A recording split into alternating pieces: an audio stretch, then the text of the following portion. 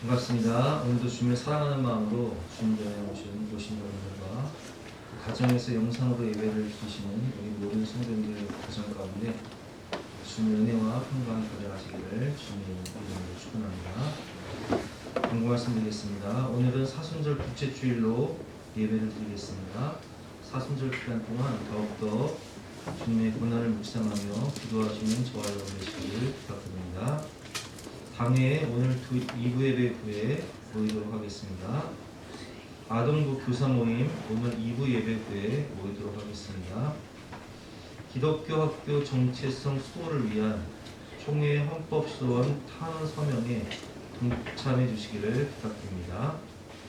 예배 후에 마스크를 나눠드리니 하나씩 가져가시기 바랍니다. 이 시간 성령의 임재와 예배를 위해서 합심해서 기도하신 이후에 우리를 대표해서 임진우 안수집사님께서 대표로 기도해 주시겠습니다.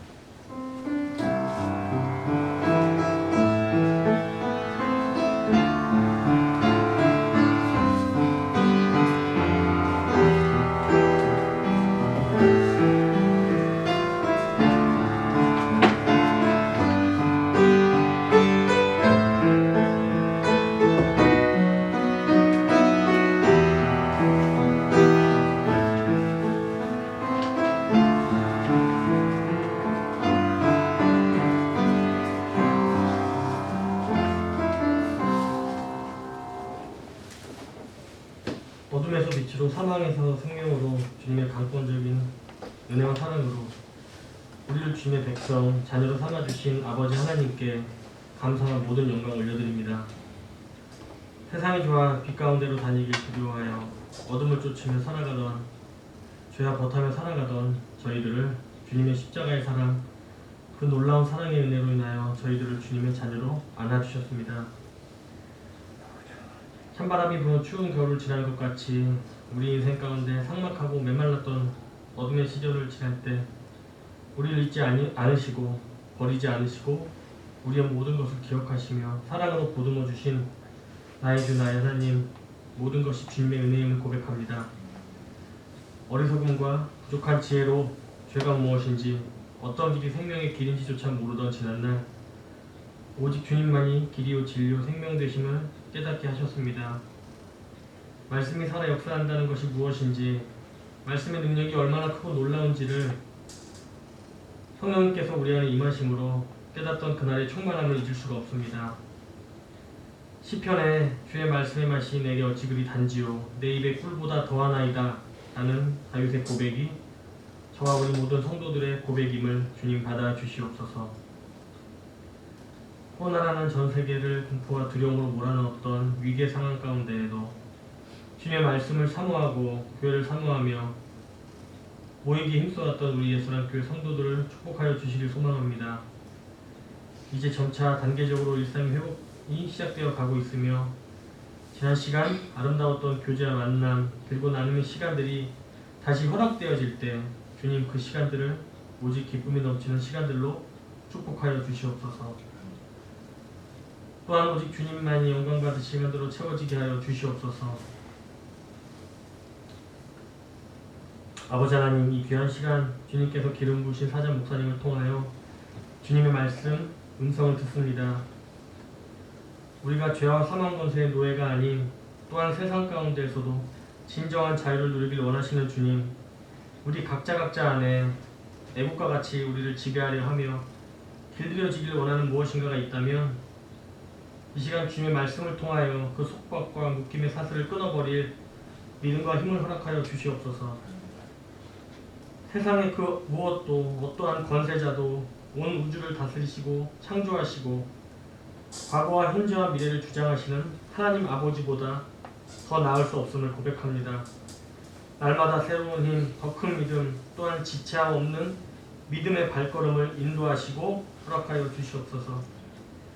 특별히 새로운 학기가 시작되고 학년이 올라가는 우리 자녀들 축복의 만남을 주시옵고 배움의 시간들 가운데 명철과 지혜를 허락하시어 익히고 배우는 모든 것들을 통하여 주님께서 주신 달란트가 무엇인지 깨달아 귀하게 쓰임받게 하여 주시옵소서.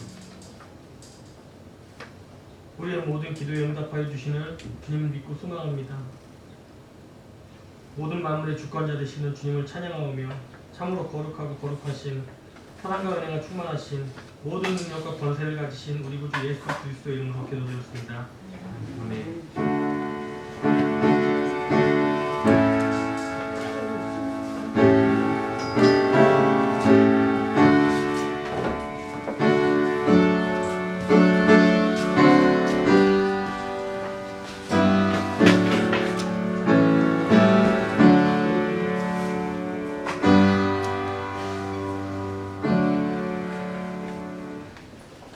오늘 우리에게 주신 하나님 말씀은 구약성경 출애굽기 11장 1절부터 10절까지 말씀입니다. 구약성경 98면입니다. 출애굽기 11장 1절부터 10절까지 말씀을 우리 영상을 통해서 함께 듣도록 하겠습니다. 제 10장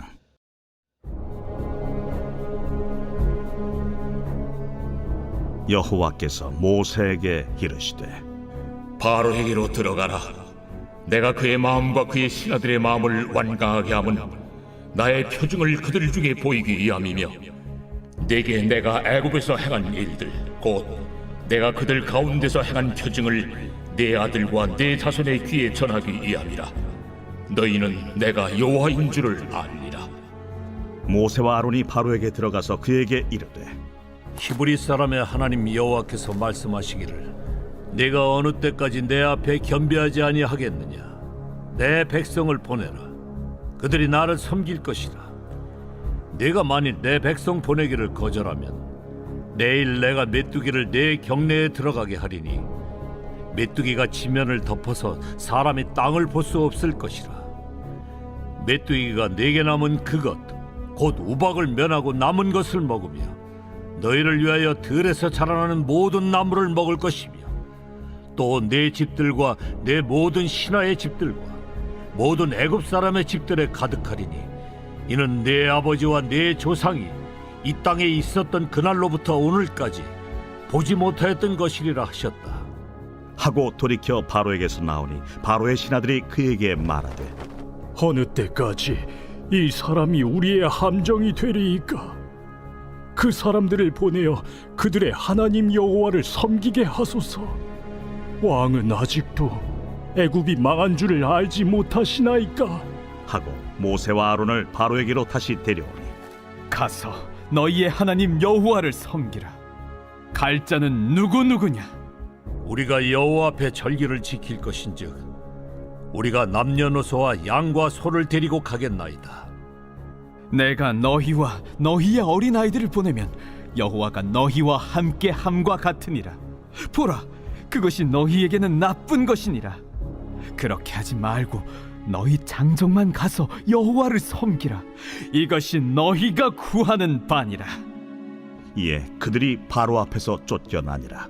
여호와께서 모세에게 이르시되 애굽 땅 위에 네 손을 내밀어 메뚜기를 애굽 땅에 올라오게 하여 우박에 상하지 아니한 밭의 모든 채소를 먹게 하라.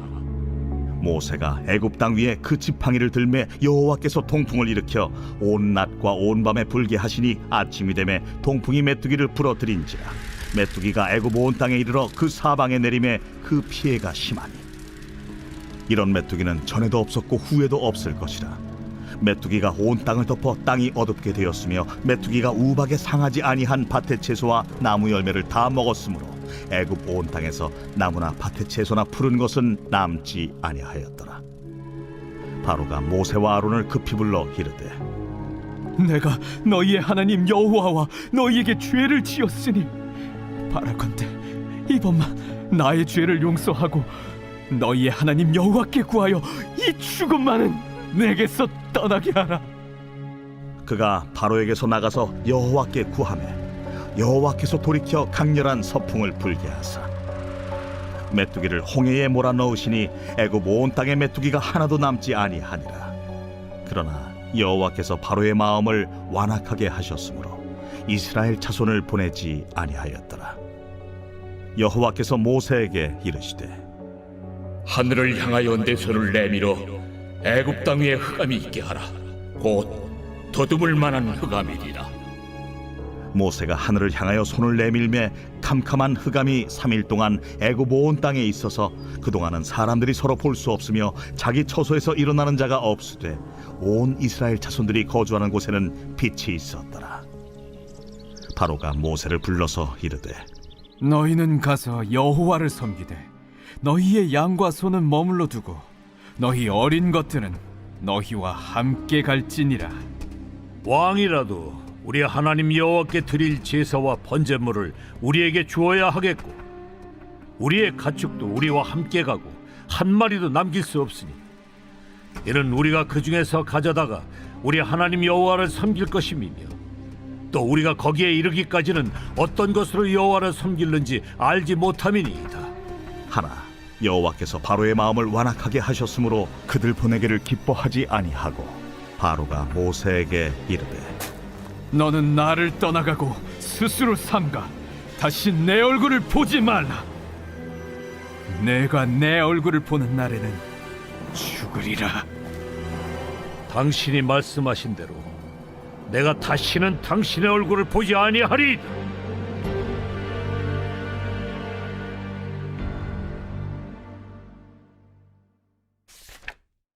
제 11장 여호와께서 모세에게 이르시기를 내가 이제 한 가지 재앙을 바로와 애굽에 내린 후에야 그가 너희를 여기서 내보내리라. 그가 너희를 내보낼 때에는 여기서 반드시 다 쫓아내리니 백성에게 말하여 사람들에게 각기 이웃들에게 은금 패물을 구하게 하라.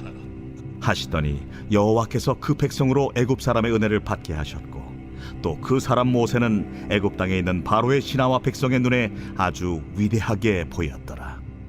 모세가 바로에게 이르되 여호와께서 이와 같이 말씀하시기를 밤중에 내가 애굽 가운데로 들어가리니 애굽 땅에 있는 모든 처음 난 것은 왕위에 앉아 있는 바로의 장자로부터 맷돌 뒤에 있는 몸종의 장자와 모든 가축의 처음 난 것까지 죽으리니 애굽 온 땅에 전무후무한 큰 부르짖음이 있으리라. 그러나 이스라엘 자손에게는 사람에게나 짐승에게나 개 한 마리도 그 혀를 움직이지 아니하리니 여호와께서 애굽 사람과 이스라엘 사이를 구별하는 줄을 너희가 알리라 하셨나니 왕의 이 모든 신하가 내게 내려와 내게 절하며 이르기를 너와 너를 따르는 온 백성은 나가라 한 후에야 내가 나가리라 하고 심히 노하여 바로에게서 나오니라. 여호와께서 모세에게 이르시기를 바로가 너희의 말을 듣지 아니하리라. 그러므로 내가 애굽 땅에서 나의 기적을 더하리라 하셨고 모세와 아론이 이 모든 기적을 바로 앞에서 행하였으나 여호와께서 바로의 마음을 완악하게 하셨으므로 그가 이스라엘 자손을 그 나라에서 보내지 아니하였더라.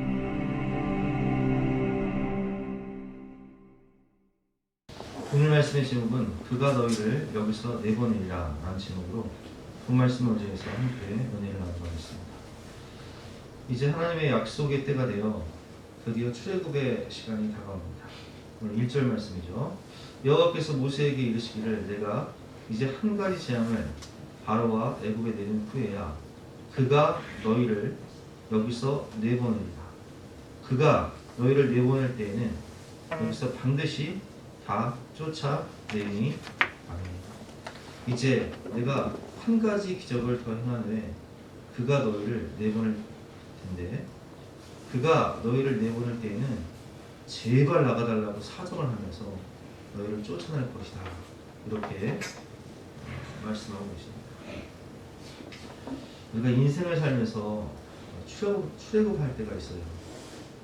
우리 아이들이 지난주에 개학을 했는데 방학 내내 집에서 편하게 지내다가 개학을 하고 또 여기까지 학교를 다니면서 공부를 하려니까 힘든가 봐요. 그래서 아침에 학교를 갈 때 하는 말이 아빠 학교 가기 싫어. 학교 가는 게 너무 싫어. 급식 먹을 땐 좋은데 공부하는 거 싫다는 거예요. 그렇습니다 여러분. 우리 아이들은 학교가 어쩌면 애국의 노예생활처럼 느껴질 수 있고 또 우리 남성분들은 다 군대를 다녀오셨잖아요. 군 생활할 때 얼마나 지겨워요. 국방부 시간은 왜 이렇게 느리게 가는지 모르겠어요. 그 자체가 그냥 노예 생활이에요. 그러나 학교도 졸업할 때가 있고 또 군대도 전역할 때가 있고 직장 생활하는 것이 노예 생활 같다고 그것도 영원하지 않으면 출애굽할 때가 있다는 거예요. 우리가 하나님이 주신 자유와 은혜를 노리는 때가 있다는 거예요. 하나님의 약속은 반드시 이루어집니다. 우리는 그 약속을 믿고 믿음으로 살아야 돼요. 그래서 오늘 본 말씀을 통해서 우리가 한 3가지 정도를 배워볼 텐데요. 첫 번째, 고난 속에 출애굽 생활할 때, 애굽 생활할 때 고난 속에 약속을 믿으면 하나님이 진정한 보상을 주신다는 거예요. 오늘 2절 말씀이죠. 백성에게 말하여 사람들에게 각기 이웃들에게 은금 회물을 구하게 하라 하시더니 아멘. 하나님은 이스라엘 백성들 출애굽할 때 사람들에게 각기 이웃들에게 은금 회물을 구하게 하라. 그냥 가져오게 하라는 뜻이에요. 언어를 보면 그냥 이웃의 집에 가서 은금 회물을 다 가져오라는 뜻이에요. 애굽에서 이스라엘 백성들은 430년 정도를 생활을 하죠.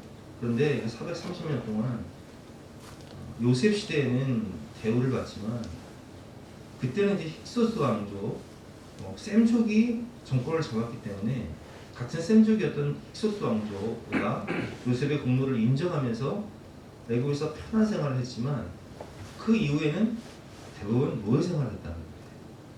그래서 아주 힘겨운 노동을 하면서 정말 값없이 노동력을 제공하고 착취와 억압을 당하던 그들이었는데 하나님께서는 그 모든 것을 보상해 주시기 위해서 애굽에 나갈 때 이웃들에게 각기 이웃들에게 은금 회물을 구하게 하라. 애굽에 있는 모든 그 국고성에 있는 은금 회물을 다 가지고 나오게 하시는 거예요.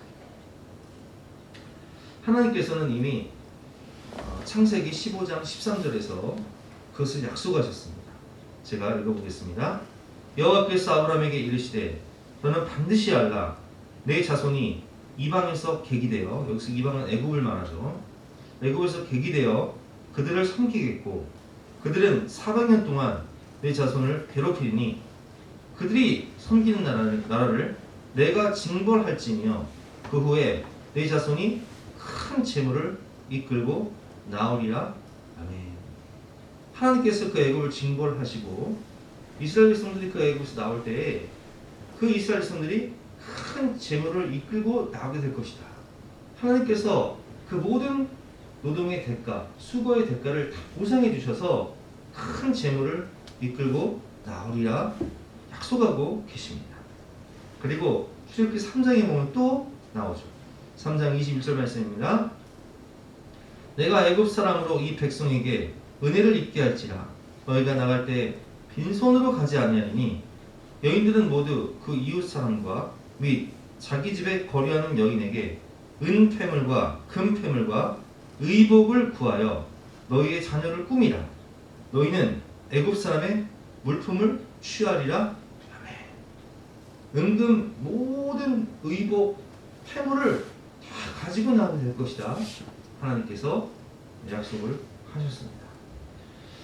그렇습니다. 하나님은 이스라엘 백성들의 그 수고와 그 모든 애쓴 그 희생을 다 갚아주시는 거예요. 다윗이 하나님의 은혜로 사무엘 선지자의 기름 부음을 받고 그가 군대 장관으로서 정말 나라를 위해서 정말 죽기까지 충성하면서 싸우지 않습니까? 그런데 그 돌아온 것이 무엇입니까? 사울은 천천히요 다윗은 만만이다. 돌아온 것은 사울이 다윗을 시기하여서 그냥 죽이려고 하는 거예요. 여러분, 다윗이 무슨 잘못이 있습니까? 그는 골리앗을 믿음으로 물리치고 블레셋과의 전쟁에서 목숨 걸고 싸운 죄밖에 없어요. 그게 무슨 죄입니까? 충성이죠. 그런데 사울은 10년 동안 다윗을 죽이기 위해서 방야 생활을 한단 말이에요. 도망자 생활을 한단 말이에요. 심지어 다윗은 도망자 생활을 하면서도 그 일라 백성들이 블레셋의 괴롭힘을 당하니까 그 도망자 생활을 하면서도 그 일라 백성들을 구하기 위해서 군사를 이끌고 가서 블레셋을 물리친 장면을 볼 수 있는데, 그런데 놀라운 사실은 하나님은 그 모든 것을 다 보시고 하셨다. 결국 다윗은 이스라엘 통일왕국의 가장 위대한 왕으로 세워진 것을 볼 수 있습니다. 그것이 사무엘하 5장에 보면 나와 있는데요. 제가 읽어보겠습니다. 5장 3절. 이에 이스라엘 모든 장로가 헤브론에 이르러 왕에게 나아오매 다윗 왕이 헤브론에서 여호와 앞에 그들과 언약을 맺음에 그들이 다윗에게 기름을 부어 이스라엘 왕으로 삼으니라. 아멘. 욥이 고난의 학교에 입학하여서 정말 하루아침에 모든 재산을 잃고 또 하인들이 다 죽고 심지어 자식들까지 다 잃게 되고 건강을 잃고 고난의 학교에 입학했을 때 욥은 하나님을 원망하지 않았어요. 욥기 1장 21절 말씀을 보면 이르되 내가 모태에서 알몸으로 나왔사온즉 또한 알몸이 그리로 돌아갈지라. 주신 이도 여호와시오 거두신 이도 여호와시오니 여호와 이름이 찬송을 받으실지니이다 하고 이 모든 일에 욥이 범죄하지 아니하고 하나님을 향하여 원망하지 아니하니라. 아멘. 욥은 그 모든 순간 하나님을 원망하지 않고 하나님을 찬송했다는 거예요. 욥기 23장 17 말씀이죠. 그러나 내가 가는 길을 그가 아시나니 그가 나를 단련하신 후에는 내가 순금같이 되어 나아오리라. 내 인생이 고난이지만 내가 가는 길을 하나님이 아시니 하나님이 나를 단련하신 후에는 내가 이 훈련의 시간이 끝난 다음에는 정금같이 순금같이 나아오리라. 이런 믿음의 고백을 하는 거예요. 그래서 하나님은 그 믿음의 고백을 들으시고 결말이 무엇입니까? 갑절의 축복을 주시는 거예요. 욥기 42장 10절 말씀. 욥이 그의 친구들을 위하여 기도할 때에 여호와께서 욥의 공경을 돌이키시고 여호와께서 욥에게 이전 모든 소유보다 갑절이나 주신지라. 아멘. 우리가 인생을 만나며 인생을 살면서 고난을 당할 때 애굽에서의 노예생활 같은 생활할 때 이때 우리에게 필요한 것은 무엇이냐? 인내예요. 참고 견디고 버티는 거예요. 제가 우리 그 동물천 장로교에 있을 때 김용관 목사님 우리 부흥회 때 모셨지만 그분은 참 열심히 특심인 분이세요. 그래서 부교육자들을 아주 그냥 멸치 볶듯이 달달달달 볶으시는 거예요.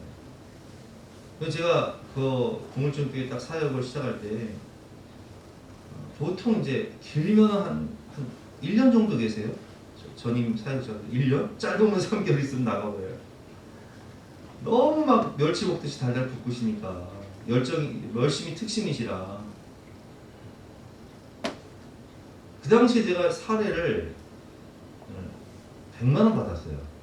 100만원에 보너스 400%니까 굉장히 박봉인데, 그런데 우리가 이제 9시에 출근을 해서 새벽 기도부터 시작하죠. 새벽에 이제 5시에 새벽 기도 나가서 이제 기도하고 또 9시까지 출근해서 회의하고 하루 종일 성경 공부하고 신방하고 보통 이제 저녁 먹고 9시까지 사역을 해요.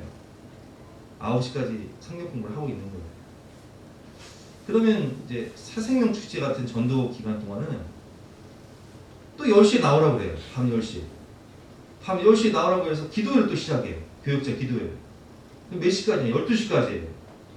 그럼 12시에 끝나면 집에 가는 게 아니라 본당에서 기도하면서 자라고 해요. 그러면 여러분 그 겨울에, 추운 겨울에 생각해 보세요. 본당에 히터도 안 틀어요.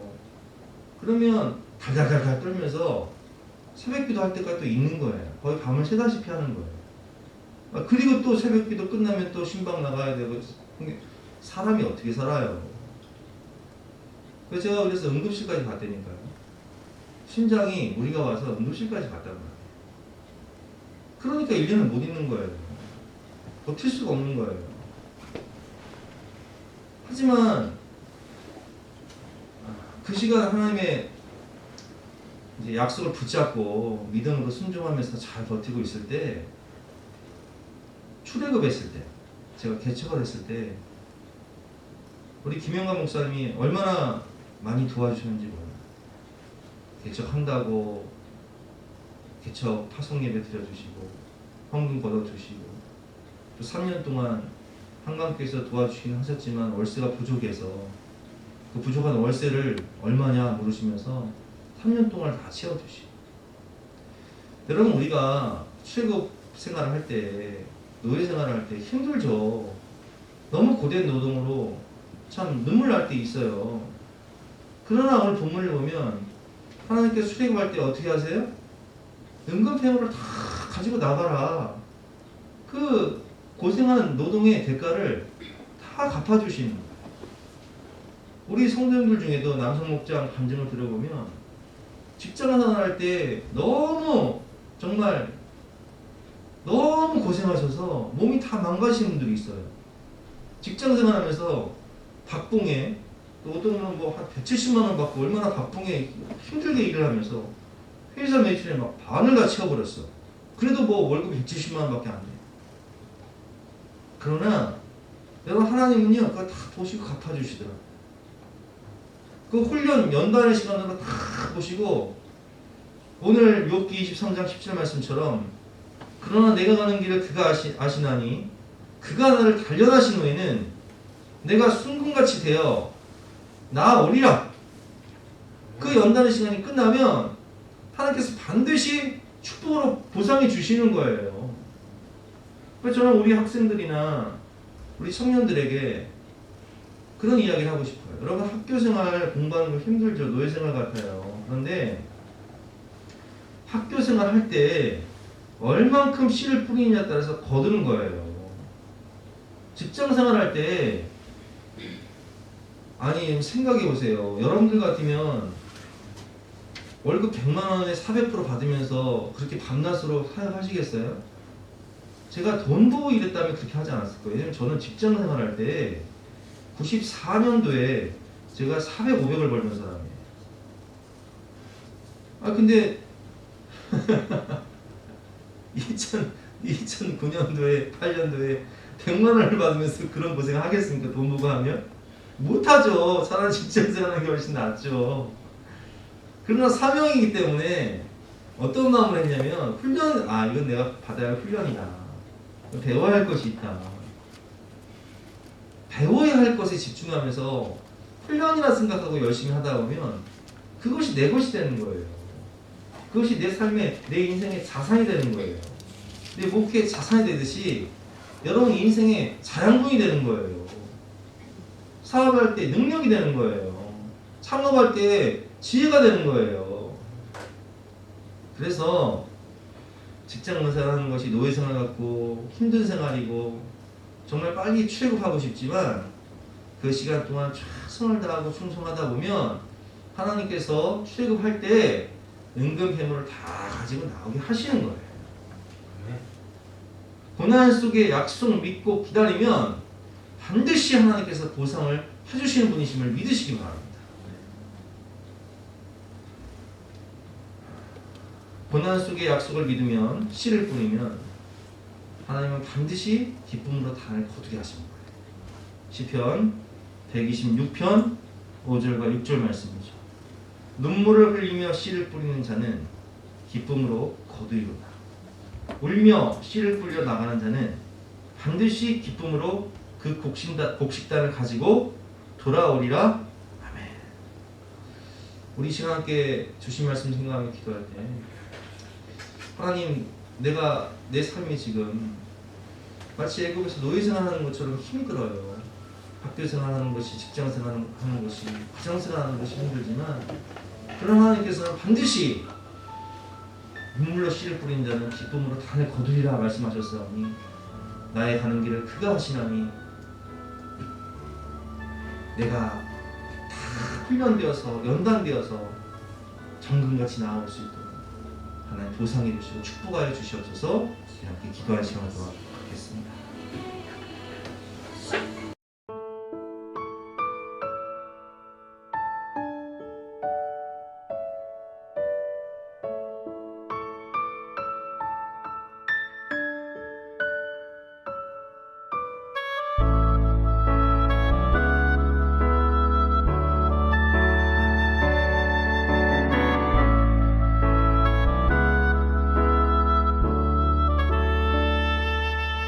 주가 보이신 생명의 길, 나 주님과 함께 상한 마음을 들이며 주님 앞에 나가리.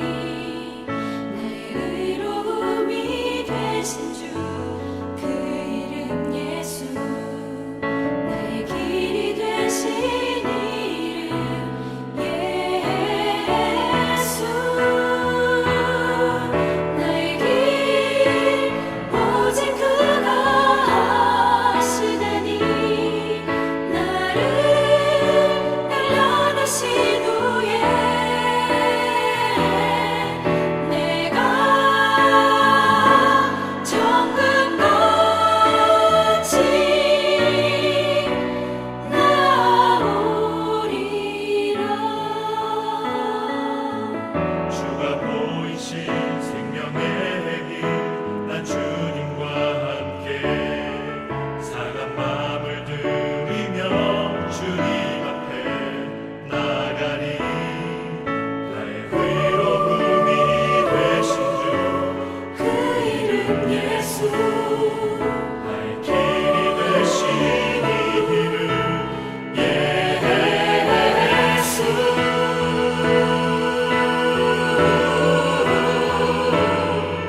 나의 길 오직 그가 하시다니. 나를 단련하신 후에 내가 정금같이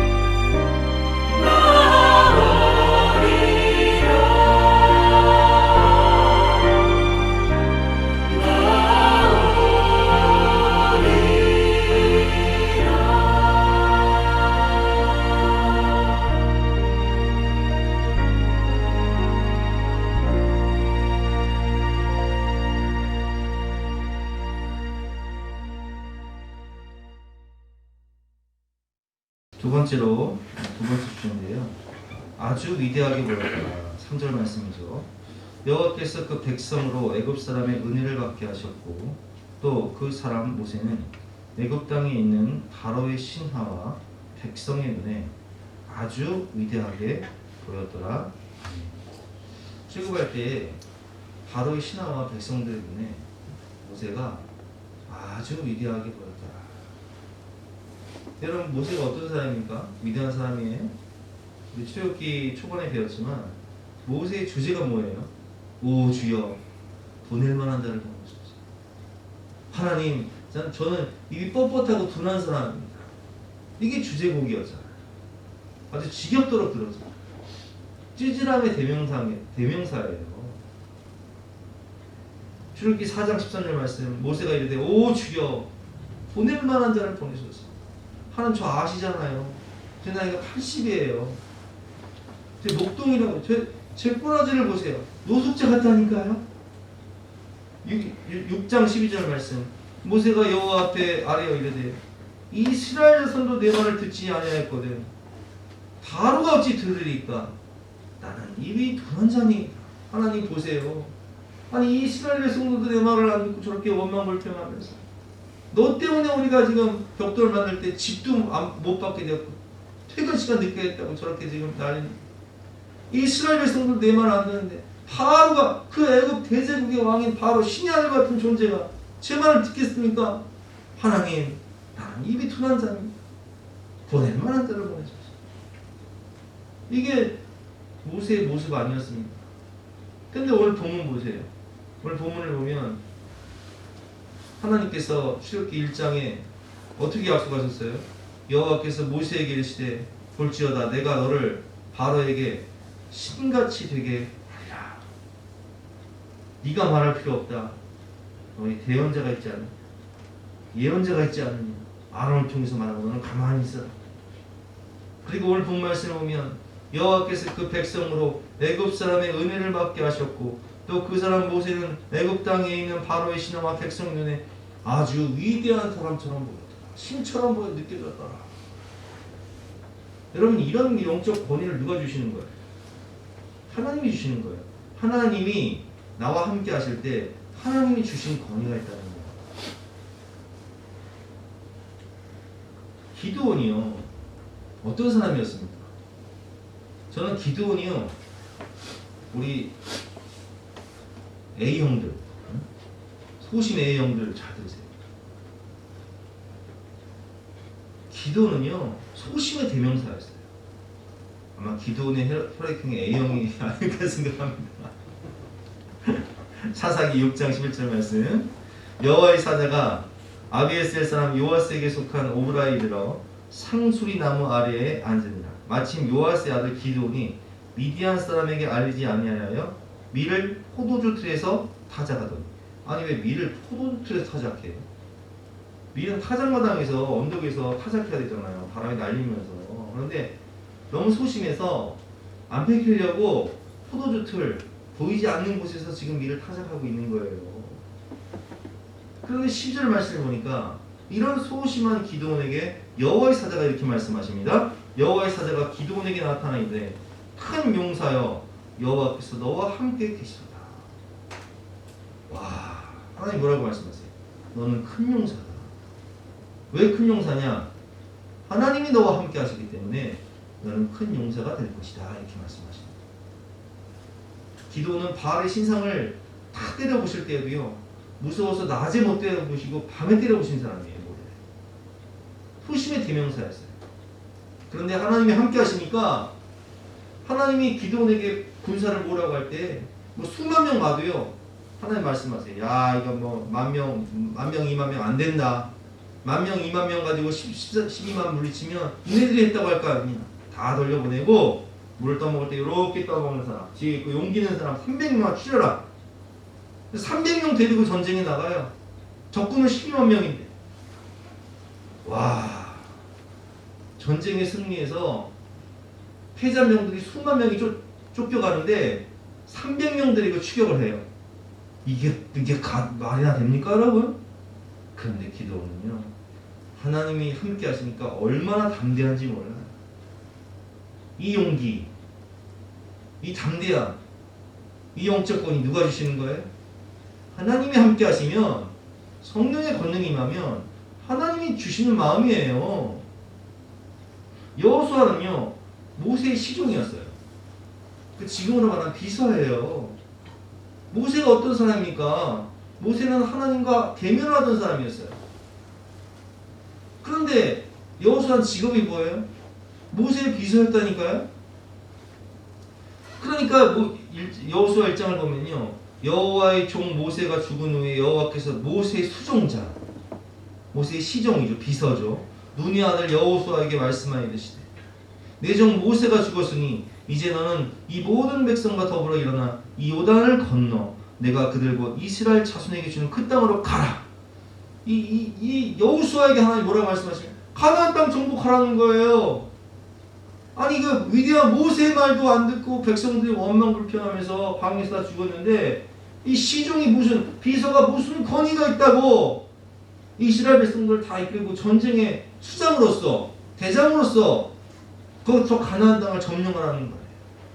얼마나 두려워요. 이 백성들이 과연 내 말을 들을까? 저 큰 견고한 여러 백성을 내가 어떻게 무너뜨리지? 저 가나안 땅을 어떻게 점령하지? 이건 도저히 불가능한 거예요. 그래 두려운 거예요. 그래서 하나님께서 계속 반복해서 하시는 말씀이 뭐냐? 두려워하지 말아라. 내가 너와 함께 하리라. 강하고 담대하라. 용기는 내가 주는 것이다. 승리는 내가 주는 것이다. 5절부터 보겠습니다. 내 평생에 너를 능히 대적할 자가 없으니 내가 모세와 함께 있었던 것 같이 너와 함께 있을 것입니다. 내가 너를 떠나지 아니하며 버리지 아니하리니 강하고 담대하라. 너는 내가 그들의 조상에게 맹세하여 그들에게 주리라 한 땅을 이 땅에서 차지하게 하리라. 내가 내게 명령한 것이 아니냐. 강하고 담대하라. 두려워하지 말라. 놀라지 말라. 내가 어디로 가든지 네 하나님 여호와가 너와 함께 하느니라 하시니라. 아멘. 그럼 하나님이 함께 하시면 우리가 기죽을 게 없는 거예요. 당당한 거예요. 내가 내 힘으로는 세상을 못 이기고 사단을 못 이기고 나 자신을 못 이기지만 죄를 이길 수 없지만 하나님이 함께 하시면 하나님 뭐라고 주님께서 뭐라고 말씀하세요? 내가 세상을 이겨노라. 담대하라. 죄와 사망과 사단을 이기고 나 자신을 이기고 세상을 이기게 되는 거예요.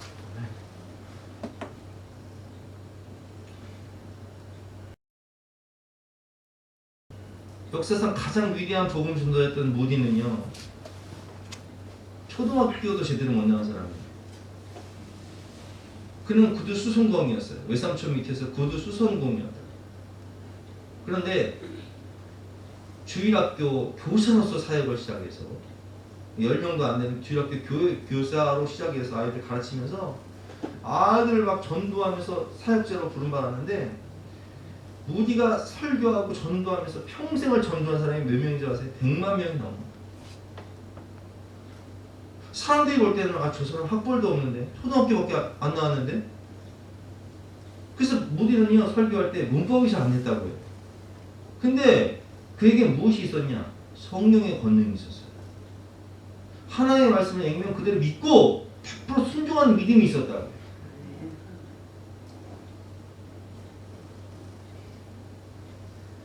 시카고와 미국 전역 그리고 영국까지 대부흥을 일으킨 사람이요 무디예요.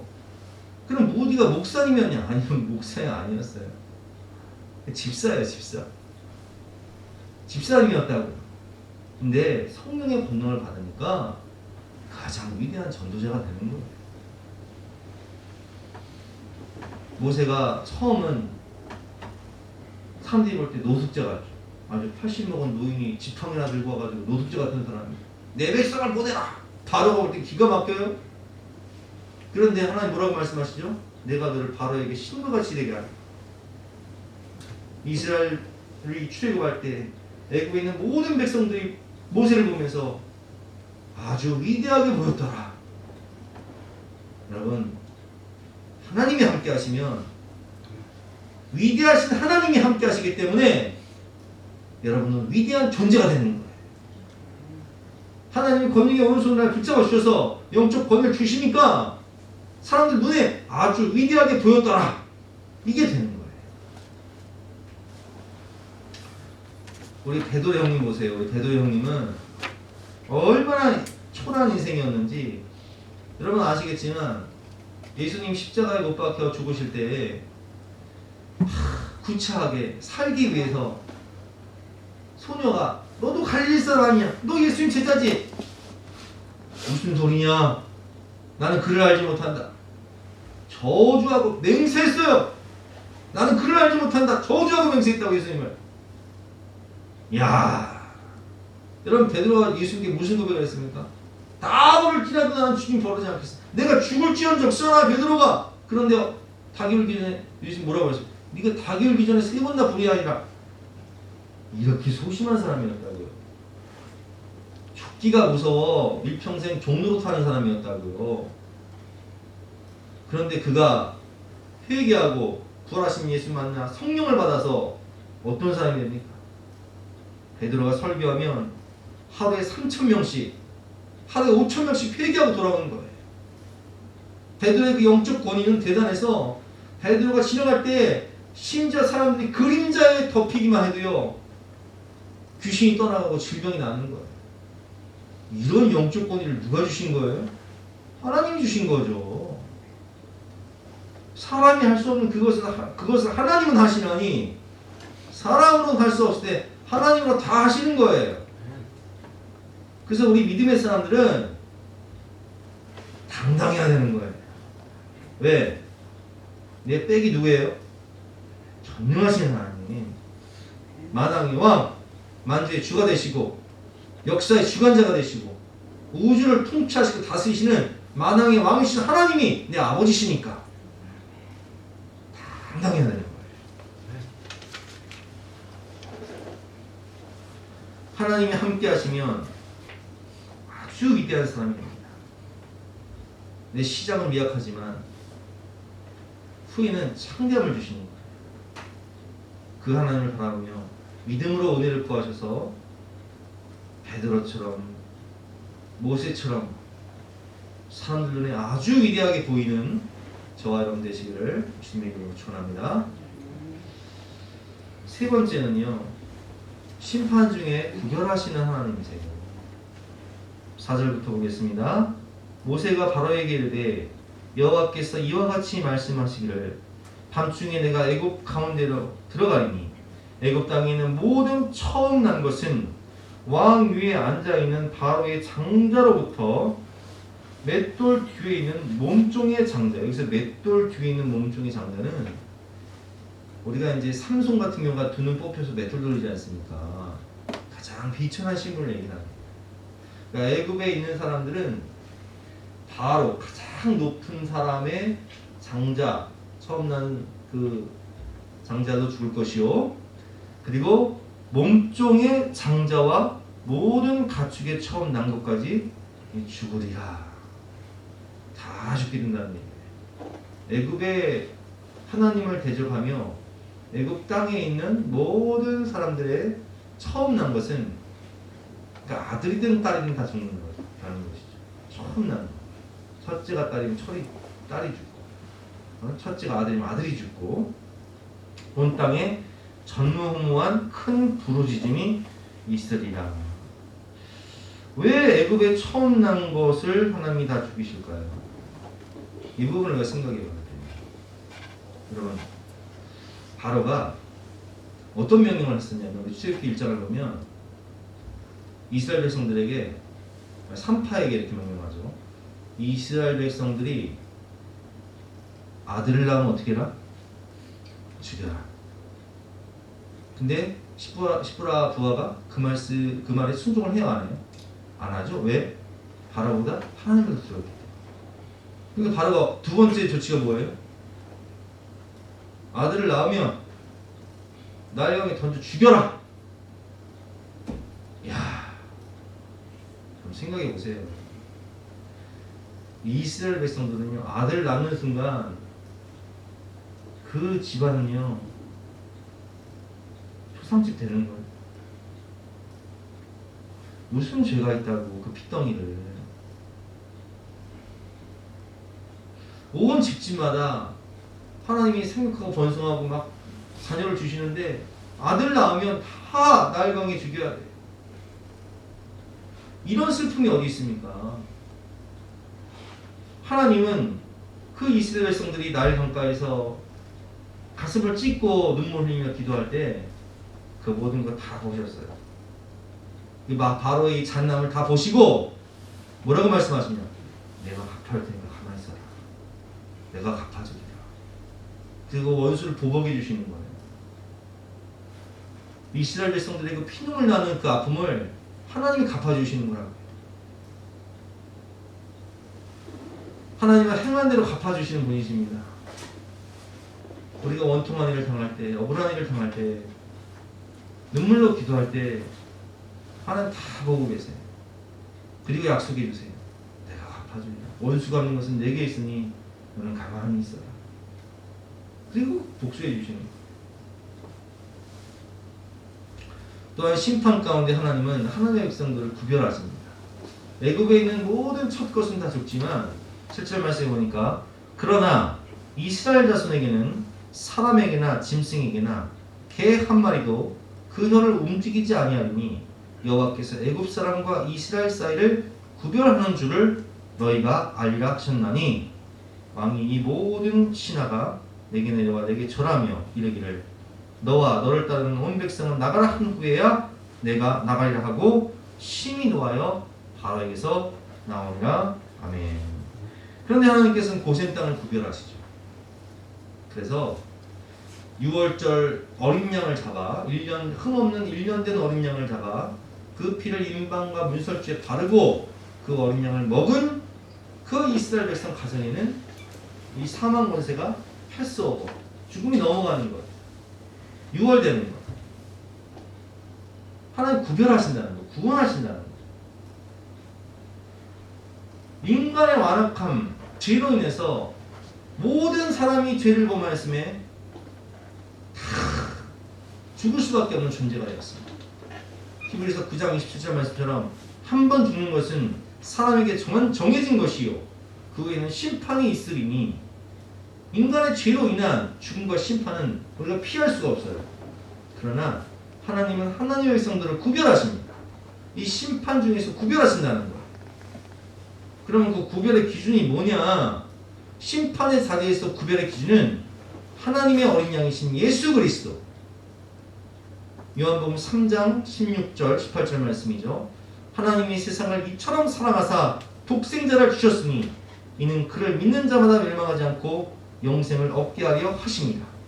그를 믿는 자는 심판을 받지 아니하는 것이요 믿지 아니하는 자는 하나님의 독생자의 이름을 믿지 아니하므로 벌써 심판을 받은 것이니라. 아멘. 요한일서 5장 11절과 12절 말씀입니다. 또 증거는 이것이니 하나님이 우리에게 영생을 주신 것과 이 영생이 그의 아들 안에 있는 그것이니라. 아들이 있는 자에게는 생명이 있고 하나님의 아들이 없는 자에게는 생명이 없느니라. 예수 그리스도, 예수 생명이 있는 사람에게는 심판이 사망 권세가 패스오버 넘어가는 거예요. 그러나 예수 생명이 없는 자에게는 첫것이 죽듯이 심판 자리에서 죽을 수밖에 없는 거예요. 또한 오늘 말씀을 보면 10가지 기적을 더하신 이유를 우리에게 말씀하고 계십니다. 9절과 10절 말씀인데요. 여호와께서 모세에게 이르시기를 바로가 너희의 말을 듣지 아니하니라. 그러므로 내가 애굽 땅에서 나의 기적을 더하리라 하셨고 모세와 아론이 이 모든 기적을 바로 앞에서 행하였으나 여호와께서 바로의 마음을 완악하게 하셨으므로 그가 이스라엘 자손을 그 나라에서 보내지 아니하였더라. 아멘. 10가지 재앙, 10가지 재앙이나 10가지씩이나 굳이 10가지씩 기적을 더하신 이유가 뭘까요? 여러분 하나님은 능력의 하나님이시라 그냥 한 방에 끝내실 수 있어요. 복싱으로 말하면 그냥 타이어 펀치 한 방이면 끝낼 수 있다고요. 바로를, 애굽을. 그런데 10가지 재앙을 더하신 이유가 있어요. 10가지 기적을 더하신 이유가 있어요.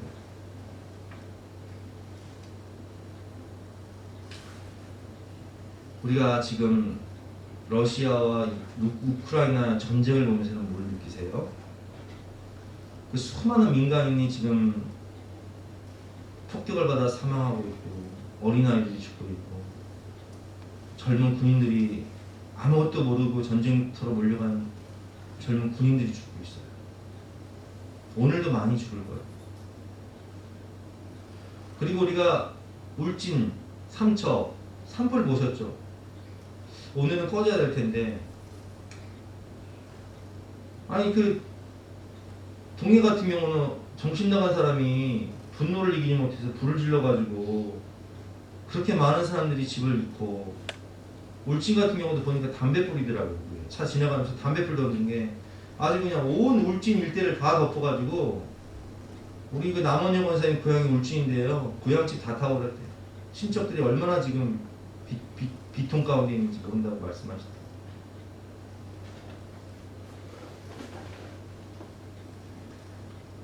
코로나19로 인해서 지금 확진자가 38만 명, 40만 명, 하루에 40만 명 가까이 나오고 있어요. 사망자가 하루에 200명이 나와요. 이런 재앙들을 보면서 여러분 뭘 느끼세요? 우리는 풍요로운 애굽 세상에서 현실에 안주하고 싶은 마음이 많아요. 아, 여기서 돈 벌고 여기서 행복하고, 아, 여기서 그냥 영생복락 누리고 싶다. 여기가 천국이지.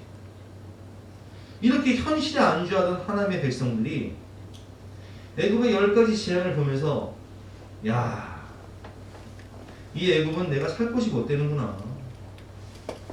야, 세상에 소망을 두지 말고 하나님이 약속하신 가나안 땅으로 내가 가야겠구나. 내가 돌아갈 고향집, 본향이 있구나. 천국을 소망하며 애굽을 떠나기 위한 마음의 준비를 하시기 위해서 10가지나 기적을 더하신 거예요. 애굽은 세계 4대 문명 중에 하나예요.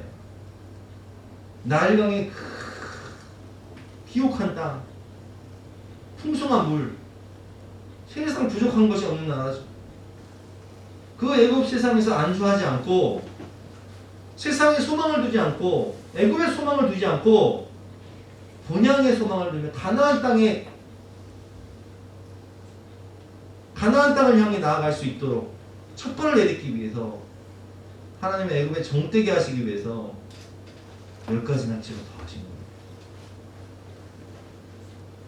아, 이 애굽 땅은 내가 영원히 있을 곳이 아니구나.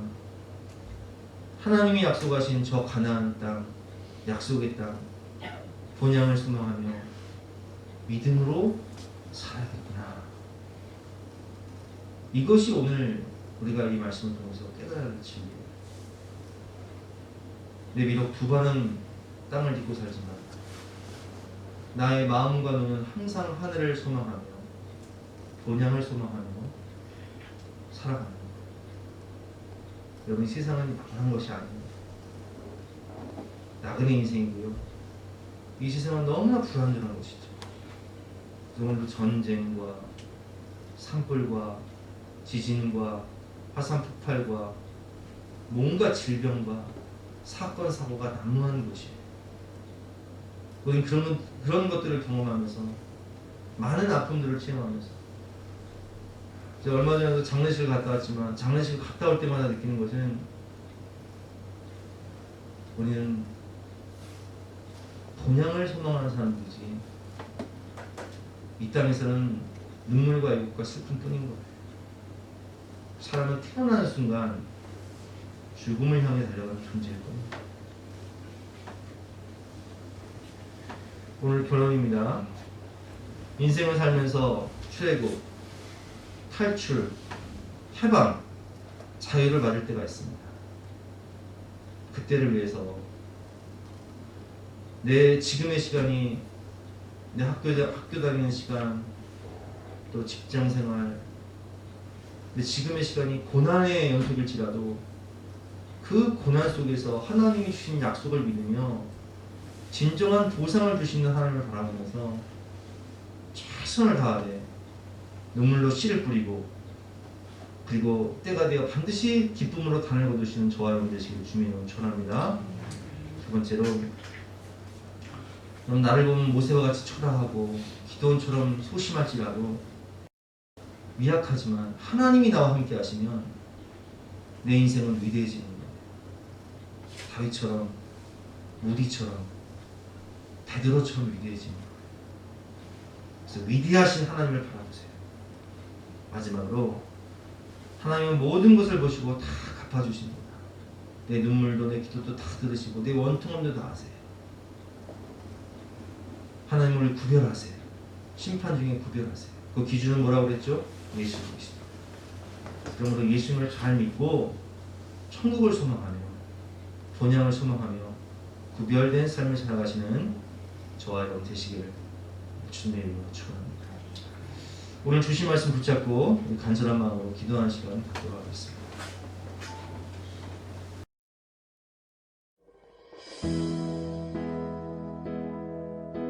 나 지금은 비록 땅을 버타며 살지라도 내 영혼 저 하늘을 디디며 사네.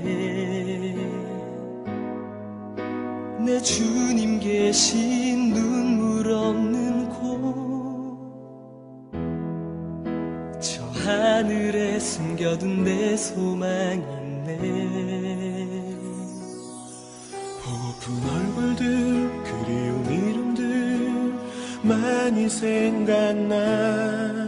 때론 가슴 터지도록 기다려지는 것. 내 아버지 어른품 날 맞으시는 저 하늘에 쌓둔 내 소망이네. 주님 그 나라에 이를 때까지 순례의 걸음 멈추지 않으면 어떤 시련이 와도 나 두렵지 않네. 주와 함께 걷는 이 길에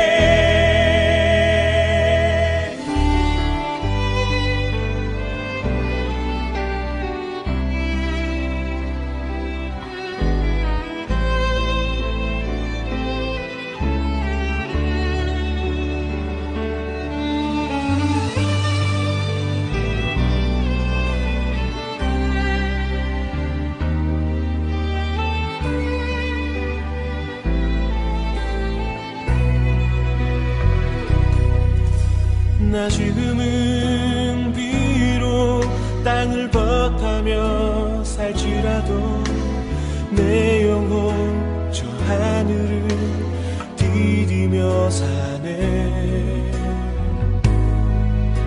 내 주님 계신 눈물 없는 곳 저 하늘에 숨겨둔 내 소망이네. 보고픈 얼굴들 그 이름들 나 많이 생각나. 때론 가슴 터지도록 기다려지는 곳. 내 아버지 너른 품 날 맞으시는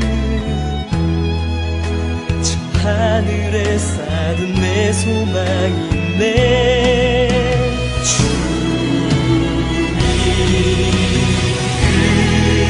나라에 이를 때까지 순례의 걸음 멈추지 않으면 어떤 시련이 와도 나 두렵지 않네. 주와 함께 걷는 이 길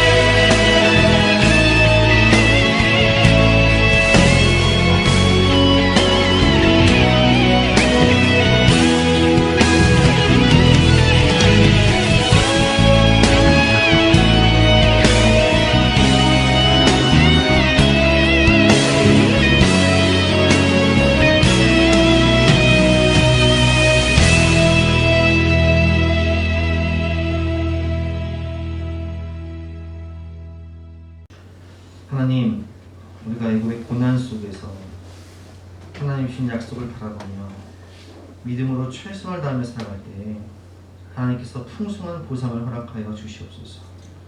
하나님, 나를 보면 초라하고 미약하지만 위대하신 하나님이 나와 함께 하시면 우리의 인생이 위대한 인생이 되는 것을 깨달았습니다. 그 하나님과 동행하며 하나님과 함께하며 위대한 인생이 되게 하여 주시옵소서. 하나님은 모든 것을 다 보시고 갚아주시는 하나님이시오니 구별된 삶을 살게 하시고 천국을 소망하며 믿음으로 살고 또 믿음으로 천국에 들어갈 수 있는 우리 모든 예수사랑교회 성도들 될 수 있도록 축복하여 주시옵소서. 그러기에 오늘도 주님 사랑하는 마음으로 우리의 몸을 거룩한 산 제물로 드리오니 하나님의 나라와 영광 위에 아름답게 사용하여 주시고 삶 자체가 천국이 되고 또 영원한 천국을 선물로 허락하여 주시옵소서. 감사드리며 예수 그리스도 이름으로 기도드렸사옵나이다. 아멘. 지금은 우리 구주 예수 그리스도의 은혜와 하나님의 영원하신 사랑과 성령님의 감화감동 역사하심이 우리 모든 성도님들을 머리머리 위에 앞날 위에 지금부터 영까지 함께 하시기를 간절히 축원하옵나이다.